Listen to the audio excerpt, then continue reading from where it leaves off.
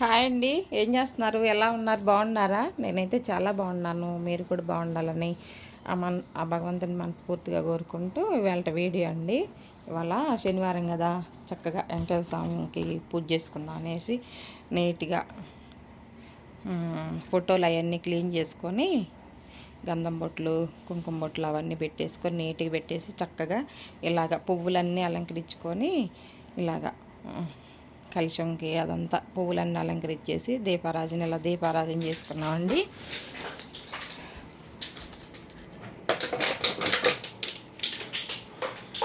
చక్కగా ఇలా నిండుగా పువ్వులన్నీ దేవుడి ఫోటోలన్నిటికీ నిండుగా ఇలా అలంకరించుకుంటే బాగుంటుంది కదా, చక్కగా ఉంది. ఇలాగా 5 పంచదీపాలంటే దేవుళ్ళకి ఇష్టం కదండి.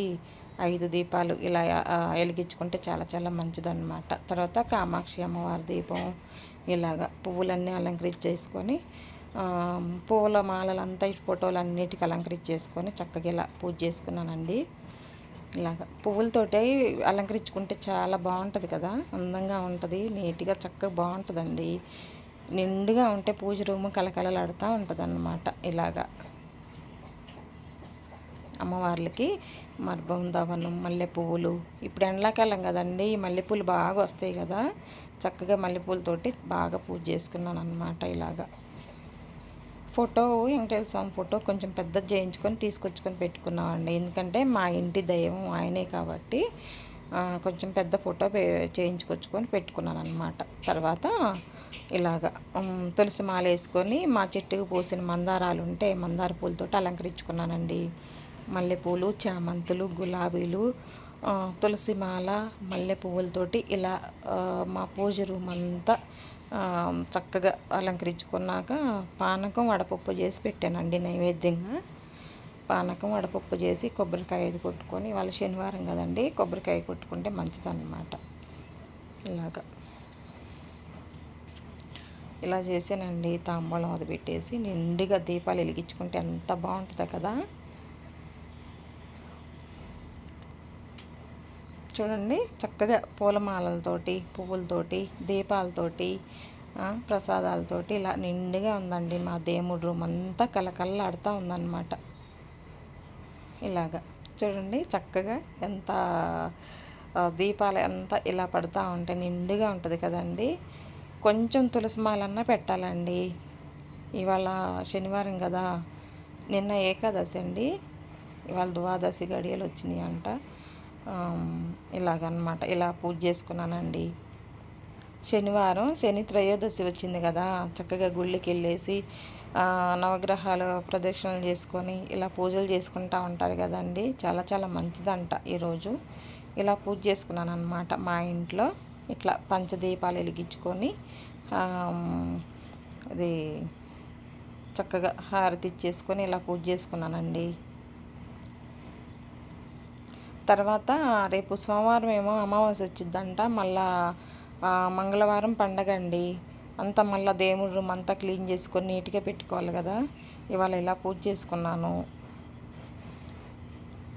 మంగళవారం వచ్చిందండి ఉగాది పండగ, కొత్త సంవత్సరం కదండి, ఇల్లంతా క్లీన్ చేసుకొని నీట్గా పెట్టుకోవాలి కదా. మళ్ళీ ఇల్లంతా కర్టన్స్ అవన్నీ తీసేసి నీట్గా ఇవి ఈ రోజు నుంచే మొదలు పెట్టానండి నేను కూడాను.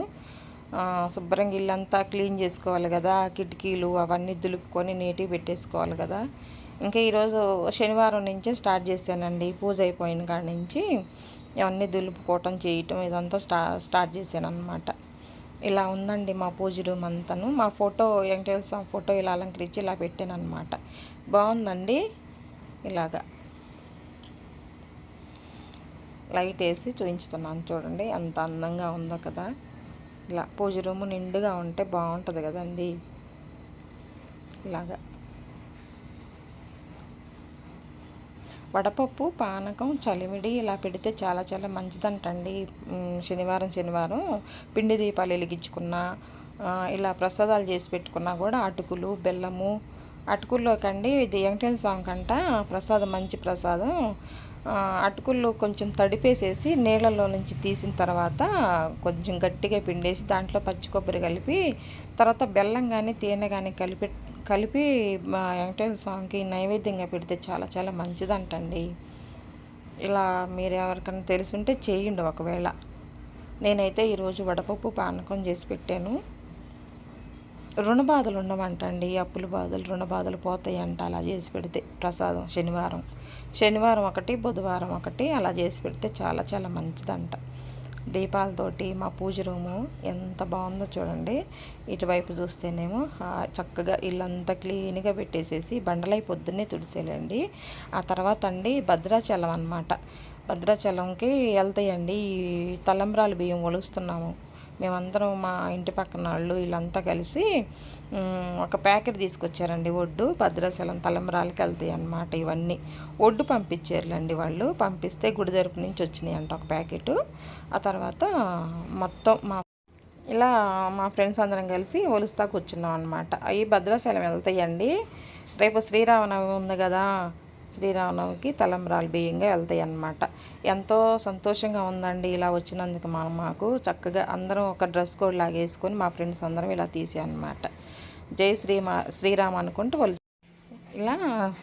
తర్వాత అండి నిన్న ఏకాదశి కదండి, మా ఫ్రెండ్ వాళ్ళు సత్యనారాయణ స్వామి వ్రతం చేయించారనమాట. వెళ్ళాము. ఈ సీతమ్మ ఆంటీ అనమాట, ఈ ఆంటీ వాళ్ళ పాప అనమాట, కూతురు వాళ్ళ ఇల్లు అనమాట. ఇదంతా పూజ రూమ్ వాళ్ళది.